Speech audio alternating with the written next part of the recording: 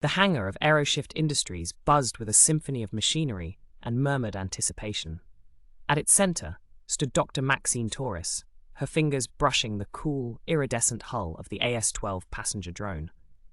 The machine glinted under fluorescent lights, its aerodynamic curves a love letter to decades of aerospace innovation. For Maxine, it was more than a prototype. It was the culmination of a childhood dream, one born under the wide New Mexico skies, where she once chased swallows with her father's binoculars. If only Dad could see this, she thought, her throat tightening. Had been the one to gift her first model plane, a rickety Cessna that now sat on her office desk, its paint chipped but spirit unbroken. Max, quit daydreaming. We've got a sky to conquer. Oliver Chen, Aeroshift's lead test pilot, bounded toward her, his flight suit zipped haphazardly and a tablet clutched in one hand. His grin was infectious, a relic of their college days when they'd stayed up sketching rotor designs on pizza-stained napkins. Since when do you arrive early, Ollie? Weren't you the guy who missed graduation because alarms are for mortals? Hey, I've matured. Mostly. Besides, today's the day we stick it to every professor who said electric drones would never handle crosswinds. Maxine's smile faltered as she glanced at the drone's starboard engine. Memories of last month's failed test flooded back. The shuddering descent, the shattered windshield, the sleepless nights recalibrating the gyroscopic stabilizers. The neural net's still learning turbulence patterns. What if... It handles like a baby owl? Relax, Doc. I've flown tin cans with duct-taped wings. This beauty's got your brain in its wiring. It'll soar.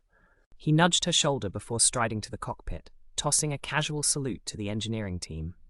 Maxine exhaled slowly, her gaze lingering on the drone's AI core, a sleek black orb embedded in the fuselage, pulsing faintly like a heartbeat. The AS-12 was a masterpiece of sustainable engineering. Solar-reactive polymer wings, noise-cancelling propellers, and a cabin lined with reclaimed bamboo. But its crown jewel was the navigation system, a self-learning AI trained on decades of global flight data, capable of rerouting around storms in milliseconds. All systems green. Launch sequence initiated. The hangar doors retracted, bathing the drone in midday sun. Oliver's voice crackled through the comms, steady and bright. Tower, this is AS-12. Ready to earn our wings. The drone lifted with a whisper, hovering momentarily before slicing upward. Maxine's nails dug into her palms as wind buffeted the craft, but the stabilizers held, adjusting seamlessly. Look at those metrics. Energy efficiency's 18% above projections. Cheers erupted as the drone pivoted into a graceful arc, its shadow darting over the airfield like a hawk. Maxine's rigid posture softened. For the first time in months, she dared to hope. You seeing this, Max? It's like dancing with a cloud. Just bring it home safe. As the AS-12 descended, its landing gear kissing the tarmac with feather-light precision, Maxine's vision blurred. This was more than a successful test. It was proof that humanity could rise without trampling the earth beneath it. Told you it'd work. Now, about that bet, you owe me a six-pack. In your dreams, Chen. But thanks for believing in it. The activists, the politicians, those whose lives would soon tilt skyward. The real journey begins now. Chapter 2. Earthbound Tremors. The highways of the Midwest sprawled like forgotten scars under the summer sun. Ryan Carter leaned against his rust-speckled pickup truck, its bed empty of asphalt patches and sealant drums.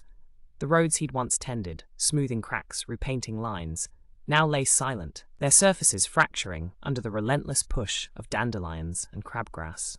Hell of a retirement plan, he muttered, kicking a loose chunk of pavement. It skittered into a ditch where Queen Anne's lace swayed in mock salute. 10 years ago, this stretch of I-72 had throbbed with life. Truckers blaring horns, families singing off-key to radio hits, the asphalt humming with purpose.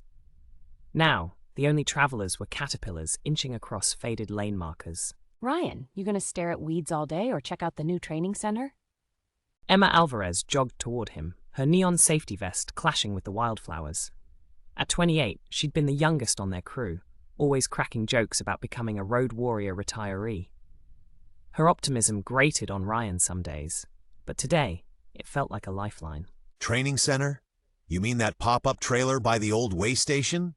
Hey, it's got air conditioning and free coffee that doesn't taste like motor oil. Come on, they're demoing solar panel installations. She thrust a brochure into his hands. The glossy paper showed smiling workers in hard hats, their tools gleaming under headlines like, "Embrace the Green Wave." Ryan's calloused thumb rubbed the edge of the page. He'd never held a solar panel in his life. What's the point? I'm 54M. They want kids who can code robots, not guys who smell like tar. You rebuilt a transmission blindfolded last winter.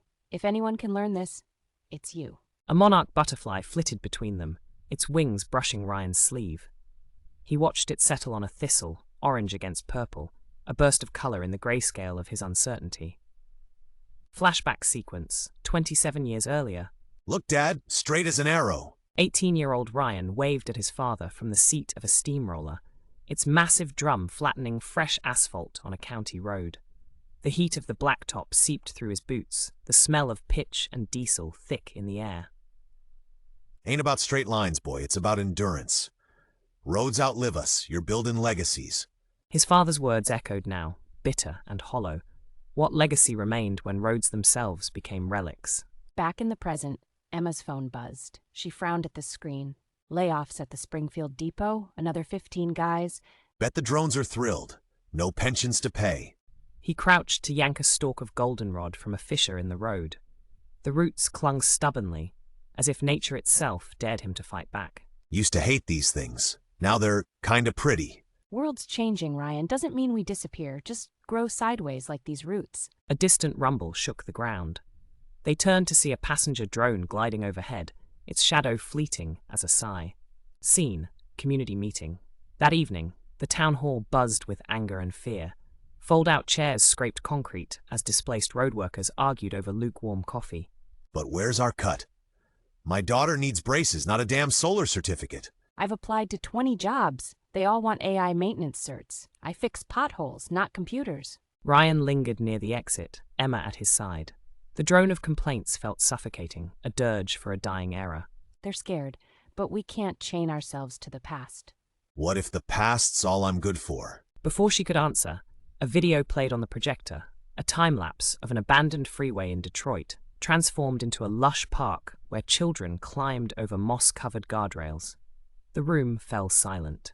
That's our road, the one we sealed after the flood. See, we're not obsolete, we're transitional. Ryan left the meeting without a word. But that night, he lingered in his garage, staring at his father's rusted steamroller keychain and the solar training brochure beside it. Chapter 3. Nature's Reclamation. The city of Hartford had become a living paradox. Where skyscrapers once clawed at the clouds, now ivy cascaded down their facades like emerald waterfalls.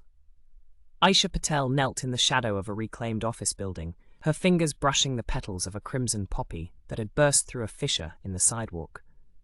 The air hummed with cicadas and the distant whir of drones, a symphony of old and new. Look at you, she whispered to the flower. 10 years ago, this spot reeked of exhaust. Now it's holy. Talking to plants again? They're better listeners than most humans. I'll give you that. Malik Hassan, her longtime friend and fellow activist, dropped onto the grass beside her. His cargo pants were stained with clay from the community garden they'd planted last week, a defiant splash of life in a neighborhood once paved over for parking lots. Says the man who named his tomato plant Sir Photosynthesis. Hey, respect the title. That plant survived 2 hailstorms and a squirrel apocalypse. Their laughter faded as Aisha's gaze drifted to the skeletal remains of a shopping mall across the street. Birch saplings spiraled through its broken windows, and a family of foxes darted through its echoing halls. She'd protested here a decade ago, screaming into megaphones as police dragged her away. Now, nature had done what picket signs never could.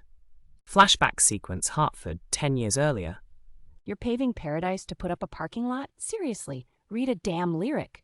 Teenage Aisha stood chained to an oak tree, its trunk marked with orange spray paint, a death sentence for the mall's expansion. Construction vehicles growled like beasts, their headlights slicing through the dusk. Last warning, kid. Unlock yourself or we'll cut the tree. Then you'll have to cut me too. The chainsaw's roar drowned her voice, but as the blade bit into bark, a drone swooped low overhead, an early aeroshift model, startling the crew. By dawn, the story had gone viral. Chainsaw vs. Child trended globally. The mall project stalled. Now that same oak stood at the heart of a wild meadow, its branches cradling a drone charging station. Solar panels clung to its trunk like metallic lichen. We won, Malik, but not the way I imagined. Funny, isn't it? We spent years fighting corporations, and the thing that finally saved this place was capitalism's shiny new toy. A drone descended nearby, its shadow merging with the oaks as it docked at the station. Aisha reached out, letting sunlight filter through her fingers. Maybe it's not about tools, but how we use them. This, she gestured at the drone, could have been a weapon. Instead, it's a bridge. Activist meeting. That night, Aisha faced a different battle. The local eco-coalition buzzed with debate in a repurposed subway tunnel, its walls papered with posters of extinct species and slogans like "Tech equals tyranny." You're cozying up to AeroShift after what they did to the wetlands? Lena Chen, a firebrand new to the group, slammed her palm on the table. Her glare could have melted steel. They rerouted the drone hub after our sit-in. That wetland's now a protected reserve. Progress isn't perfect, but nothing. You're trading principles for partnerships. Next, you'll say oil spills are fine if they fund wind farms. Easy, Lena. Aisha's got decades of dirt under her nails. She knows compromise isn't surrender. Aisha studied the group, young idealists with tear gas scars and elders who'd chained themselves to bulldozers. She'd been both. Now she stood in between. I've lost friends to purist battles. Stubbornness starves movements. If tech can heal the earth faster, we grab it, then steer its course. Later, Aisha wandered alone through the mall-turned-forest. Moonlight dappled the ferns where a food court once stood. A deer raised its head, unafraid, before vanishing into the shadows. Is this enough? Her phone buzzed, a message from Maxine Torres, subject line, collaboration proposal. Aisha's thumb hovered. Partnering with AeroShift could mean resources, scale, impact, and accusations of betrayal. No more martyrs, we build. She typed a reply as owls called overhead, their cries blending with the faint whir of drones ferrying med supplies to the next town. 2 rhythms, 1 heartbeat. The Capitol building's marble halls echoed with the click of polished shoes and the murmur of aides shuffling briefing papers. Councilman Julian Vega adjusted his tie in the reflection of a gilded elevator door, rehearsing his speech under his breath. At 36, he was the youngest member of the Transportation Oversight Committee, and today, its most controversial. Investment in aerial infrastructure isn't a luxury, it's a necessity. To delay is to surrender our competitive edge to... The elevator dinged. Julian froze as Senator Margaret Colton stepped out, her pearl necklace gleaming against a charcoal pantsuit. Her gaze swept over him like a hawk, sizing up prey. Still quoting your engineer girlfriend's talking points, Vega? Cute. Good morning, Senator. I'd say I admire your commitment to outdated highways, but we both know nostalgia doesn't fix potholes. Her smile sharpened. Careful. Those drones of yours might soar, but politics? That's a grounded game. The hearing room seethed with lobbyists, reporters, and union reps waving "Sky Jobs, Real Job" signs. Julian took his seat at the dais, flanked by a silver-haired traditionalist and a tech-leaning progressive. Order. Councilman Vega, you've got 10 minutes to defend this flying fantasy budget. Fantasy? Look at Stuttgart, their aerial transit network cut emissions by 40% in 2 years.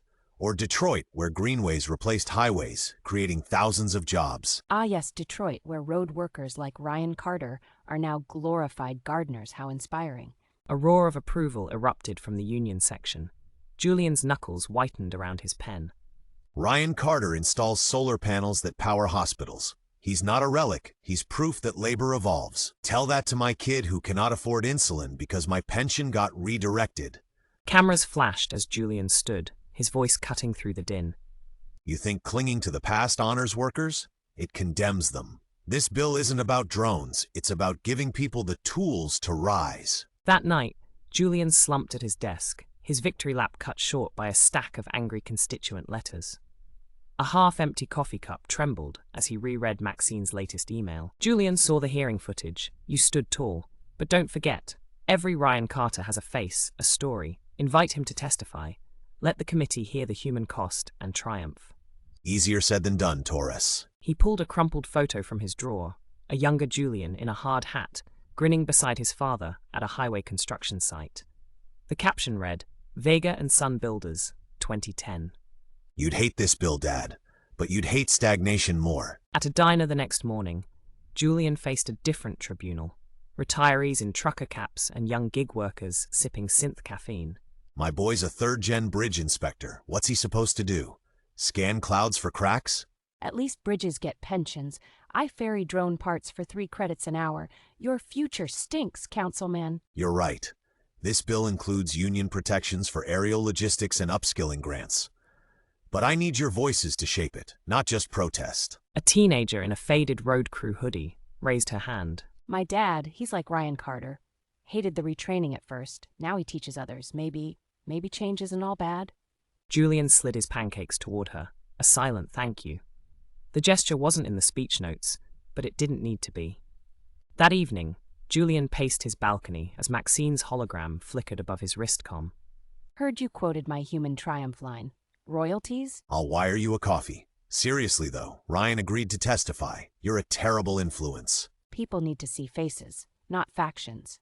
Even senators can't argue with a man who rebuilt his life. A drone streaked across the night sky, its navigation lights blending with the stars.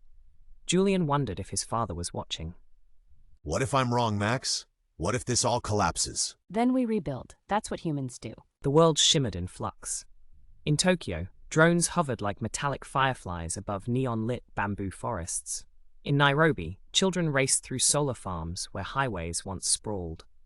And in the heart of Barcelona, Maxine Torres stood before a holographic globe, its surface pulsing with data streams, ready to address the Global Innovation Summit. The summit's atrium buzzed with delegates from 150 nations, their badges flashing like constellations. Maxine adjusted her headset, her reflection fractured in the glass panels that bore quotes from Da Vinci to Musk.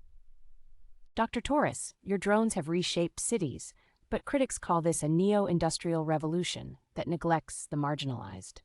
How do you respond? Technology isn't a revolution, it's a tool. The real change? She gestured to a live feed of Ryan Carter installing solar panels in Detroit. Comes from empowering people to redefine their purpose. A heckler surged forward, his face contorted. My family's farm was bulldozed for a drone hub. Where's our purpose? What's your name? Javier, meet me after this. Let's build a hub that includes your farm. Drones can pollinate crops, monitor soil, your land thrives. You lead the project. The crowd murmured, cameras capturing Javier's anger faltering into hope. Ryan squinted at the solar schematic, his calloused hands foreign to the tablet's smooth surface. Around him, 20-somethings rattled off terms like photovoltaic yield and KEDOB. Mr. Carter, you'll handle panel alignment. The app's super intuitive. Back in my day, app meant appetizer. Laughter erupted, dissolving the tension. Dad would have hated this, or would he? A memory surfaced, his father teaching him to angle a steamroller's drum for optimal asphalt spread. Precision mattered, then and now. Kid, show me that tilt calculation again, slowly. Aisha crouched in the Oregon wildfire scar, her palm pressed to soil, still whispering of ash. Malik launched a drone overhead, its belly spilling maple seeds like green confetti. 10,000 seeds an hour. Take that, deforestation. Speed isn't success. We need biodiverse clusters, not monocrops. Lena emerged from the pines, her arms crossed. Using drones to plant trees? That's like bombing a village to save it. We lost 200,000 acres last year. Drones aren't the answer, they're the start. Help us monitor growth, ensure diversity. Lena knelt, sifting soil. A seed trembled in her grip, a Douglas fir coated in nutrient gel. The gel's pH needs adjusting. Too acidic for fungi. Now that's the Lena I marched with. The Senate chamber's clock ticked toward midnight. Julian clutched a pen, his bill, aerial transition and labor accord, 1 vote shy of passage. This accord is a band-aid on a bullet wound. My constituents want roads, not fairy tales. Your constituents want dignity. This bill guarantees health care for displaced workers, tax incentives for hybrid infrastructure, and yes, roads where they're needed. The final senator, a coal country traditionalist, rose. Senator Doyle, male gravelly. My dad mined coal, my boy, he'll mine data, I. Gavels pounded. Julian met Maxine's eyes across the live stream. No words needed. At dusk, Ryan wiped sweat from his brow, his solar array glinting like a golden sea. Aisha's drones hummed above, ferrying saplings to scorched earth. Julian's face glowed on news feeds, signing the bill into law. And Maxine, aboard an AS-12, watched the horizon blur between earth and sky. We're not just building a future, we're earning it. Below, a child pointed skyward, her laughter weaving into the engine's song, a symphony of ascent. The AeroShift Summit Hall thrummed with uneasy energy. Delegates from tech conglomerates, grassroots activists, and displaced workers crowded beneath holographic banners proclaiming progress with purpose. Maxine stood at the podium, her gaze sweeping over the fractured audience, a microcosm of the world outside. This isn't a victory lap, it's a reckoning. For every drone in the sky, someone's lost footing on the ground. Let's address that together.